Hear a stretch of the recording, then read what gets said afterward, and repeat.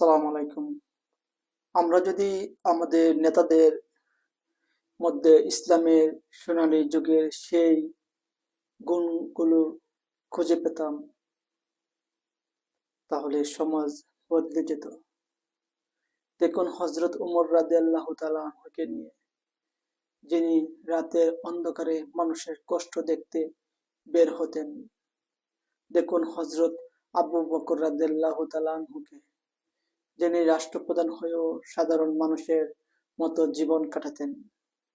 আজকের দিনে রাজনীতি মানে ক্ষমতা আর দাপট, কিন্তু ইসলামের শিক্ষা হলো নেতা মানে জনগণের সেবক।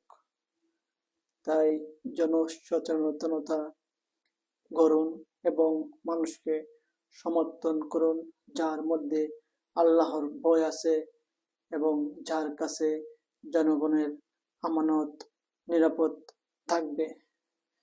ধন্যবাদ সবাইকে।